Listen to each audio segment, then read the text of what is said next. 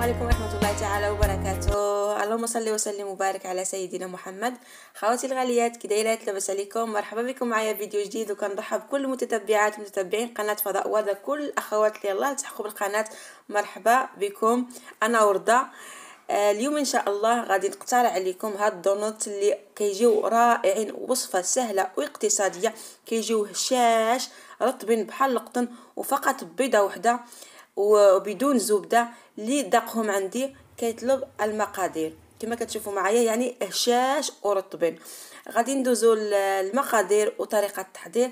غادي نحتاجو نص كيلو ديال الدقيق، نص كيلو. كيبقى على حسب عن نوعيه الدقيق، يمكن نحتاجو اكثر او اقل. انا نورمالمنتي كنديرو بالدقيق ديال الدي، كياخذ مني هذاك 450 غرام حتى 500 غرام. اليوم اخذه مني تقريبا 600 غرام دقيق ديال الدي. كنحتاجو بيضه وحده فقط، 3 ديال المعالق ديال المايزينا، 250 ملم ديال الحليب دافي، ونص كاس ديال العنبه ديال الزيت، و3 المعالق ديال السكر. غادي نحتاجو ساشي ديال الخميره ديال الحلوى. هاد ديال الدي اللي يعني في هاد الساشي كامل كيمشي في نص كيلو ديال الدقيق، ومعلقه صغيره ديال الخميره ديال الحلوى، يعني اقل من نص ساشي ديال الخميره ديال الحلوى. غادي ندير الحليب في هاد البول. كما كتشوفوا معايا عندي الحليب هنا دافي، كنضيف عليه الخميره والسكر، كنخلط باش تندمج العناصر مع بعضها، وكنضيف الزيت، وكنضيف مايزينا. السر ديال هاد الدونوت هو مايزينا، جربوهم على حسابي، وصفه رائعه وناجحه غتنجح معكم في اول استعمال. وكنضيف البيض كما شفتوا معايا، فقط بيضه واحده. مقادير جد بسيطه، يعني دونوت اقتصادي وكيخرج تبارك الله ما شاء الله كميه كبيره. وكنضيف الدقيق شويه بشويه صافي. كنضيف الدقيق شويه شويه حتى كنحصل على عجينه رخوه. كما غتشوفوا معايا هنا، فهنا كنت درت 500 غرام ديال الدقيق. كندير غير شويه شويه، يعني باش ما تجينيش العجينه قاصحه. ولكن في الاخر راه خاصني الدقيق زدت شويه، يعني تقريبا خدات مني 600 غرام ديال الدقيق. اليوم تبارك الله ما شاء الله خرجت لي دونوت اكسترا حيت درتها لكم، يعني كاين دونوت لكم كاملات اخواتي. كنعجن صافي كنعجن العجينه ديالي هكا باش كتندمج جميع العناصر، وكندلكها شويه. هاد العجينه كتحتاج شويه ديال الدليك، وباش تجيكم مزيانه خص تجي رطبه، يعني ما تجيش عجينه قاصحه. ولا درتوا العجينه قاصحه فما غيخرجوا لكمش هاد الدونات مزيانين. صافي هنا كما كتشوف معايا يعني عجنتها، وهنا كندلكها شويه عاد باش ندوز نديرها في هذاك، نرشعها في هذاك البول اللي عجنت فيه. نغطيها بفيلم ترانسبارنتي ونغطيها ونخليها تخمر مده ساعه. دابا حاليا الجو سخون. صافي نغطيتها غير بهذا المنديل كما كتشوفوا معايا. ومن بعد ما خمرات دازت ساعه ديال الوقت، خمرات وضاعف الحجم ديالها. صافي درت شويه ديال الدقيق على سطح العمل. في هذه المرحله يمكن لكم ديروا مايزينا. انا غير تنسات لي وصافي. المايزينا كانت حدايا، كنعرفوا منين كنورقوا العجائن بمايزينا فكيجيو احسن، لان العجينه هذيك مايزينا او العجينه ما كتشربش مايزينا، عكس الدقيق. ملي كنديروا الدقيق كتشربها، فملي كنعاودوا مره اخرى كنشرحوا بحال العجينه كتقصح لينا. هذه فقط واحد النصيحه، واخا انا زعما نسيتها صراحه.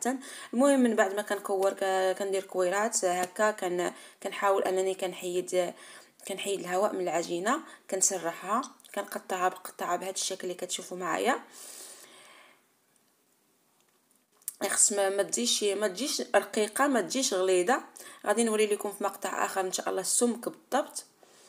وهذاك الزائد ديال العجينه اللي كنحيد كنديرو في ميكا حتى كنستعملوه حتى كيرطب، حتى كنستعملوه مره اخرى. وهنا غادي نوري لكم، وريت لكم بالتفصيل يعني مثلا يعني العلو ديال العجينه او السمك ديال العجينه كما كتشوفوا معايا هكا. كنقطع القطاعه يعني التقطيع كيبقى اختياري، يمكن لكم ديروا قطعه اكبر من هذه او اصغر، الحجم يعني نتوما اللي كديروا على حسب ذوقكم. انا هاد القطعه حجم متوسط. صافي من بعد ما كنقطع كنحاول انني كندير بهذاك البوق كما شفتوا معايا او بالغلاقه ديال الماء. غلاقه ديال الماء راه كتنفع بزاف ديال الحوايج صراحه.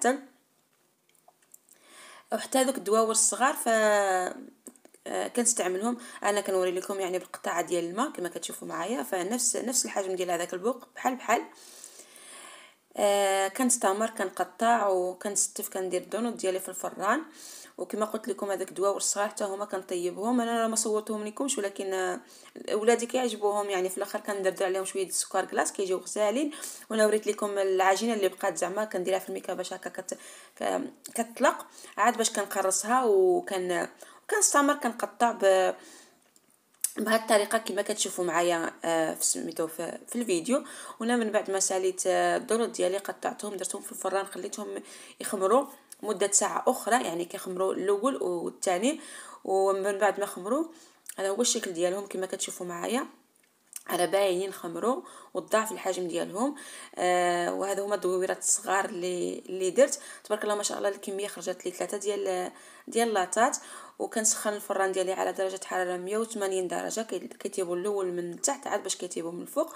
وهذا هو الشكل ديالهم من بعد ما طابوا كما كتشوفوا معايا تحمروا. يعني راه كيتحمروا ما كندهنوهم من الفوق ني والو. انا هنا كنفتح لكم وحده كنوري لكم راه كتبان لكم رطبين وهكا جاو منفوخين بحال القطن كيجيو خفافين وهشيشين. دابا هنا غادي ندوز غادي نزينهم. والتزيين كيبقى اختياري كيبقى على حسب المتوفر عندكم في الدار. يمكن لكم ديروا غير سكر كلاص، يمكن لكم تخليوهم هكاك. انا زينت هنا استعملت الشوكولات اسود والشوكولات ابيض واستعملت هاد الحلوه الملونه ديال الشوكولات هنا كما كتشوفوا معايا. يعني درتها في واحد الميكا وحاولت انني نهرمشها بهذا المدلك. وصافي غادي نستعملها غادي تشوفوا معايا ان شاء الله كل شيء. وهنا بالنسبه للتزيين يمكن لكم هكا غير تهزوا شويه بقطشاره ديال الشوكولاته وديروا هكا بشكل عشوائي كيجيو مزيونين. ومن بعد دردوا عليهم الشوكولات اللوز اللي بغيتو اللي متوفر عندكم في الدار. يعني التزيين كما قلت لكم كيبقى اختياري وكيبقى على حسب المتوفر في الدار. وهنا غادي نغطسهم في الشوكولات فقط. كندير غير الفوق وصافي. كان عندي شويه ديال الفيذو هذه الشوكولاتي سميتو هذا ما عرفتش سميتو بالعربيه. المهم ودردرت عليهم شويه كان باقي لي شويه ماشي الشوكولات حبيبات. المهم حبيباتي ترجموها لي نتوما. وصافي هنا عندي رقائق اللوز وعندي اللوز مهرمش. وصافي كنزين حاولت انني ننوع شويه هكا وشويه هكا. هاد الدونوت كيعجبوا بزاف الاولاد وهكا كاقتراح مزيان بحال الحفلات ديال عيد الميلاد بحال منين كينجحوا الوليدات كنبغيو نفرحوهم نديروا لهم شي حاجه هكا. نديروهم جربوهم على حسابي غادي يعجبوكم. هنا صافي كنستمر كنزين. حاولت انني ندير شويه من الحاجه هكا باش ننوع. واحد الملاحظه بالنسبه للتنسيم يمكن لكم ديروا فاني او ديروا قشور ديال الحامض. انا ما تصورتليش هذاك النقطه. انا درت الفاني كان عندي مخلط مع السكر انا ما ذكرته لكمش ولكن غادي نخلي لكم ان شاء الله الوصفه مكتوبه. وهنا هادو من بعد ما درت لهم الشوكولات كنزينهم باللوز مهرمش هكا الفوق. كلكم ديروا كاين بزاف صراحه ديال الافكار هكا للتزيين. واكيد نتوما حبيباتي يزيدوا من عندكم على حسب المتوفر في البيت وعلى حسب الذوق ديالكم والذوق ديال وليداتكم. وحاولت انني ندير شويه من الحاجه. هادو دابا كنزينهم بهذاك الحلوه ديال الشوكولات هكا من كتكون هكا مهرمشه فكتعطي واحد اللون زوين. صافي كما شفتوا معايا بمكونات جد بسيطه ومتوفره في كل بيت درت احسن دونوت. نتمنى انكم تجربوا هذه الوصفه وتردوا عليها تكتبوا لي في التعليقات. وهنا هادو كنزينهم برقائق اللوز. كيكون هذا هو الشكل ديال الدونوت ديالي. هذا هو الشكل النهائي ديال الدونوت ديالي كما كتشوفوا معايا. جا الشكل ديالهم رائع، لا شكلا ولا مذاقا، كيجيو خفاف، كيجيو بحال القطن، كيعجبوا الصغار والكبار. انا فتحت لكم وحده باش تشوفوا معايا. كان هذا هو الفيديو ديالي، نتمنى انكم تجربوهم، ونتمنى الفيديوهات اللي كان حاطينها لاعجابكم تفاعلوا معاهم. شكرا بزاف على المتابعه، والسلام عليكم.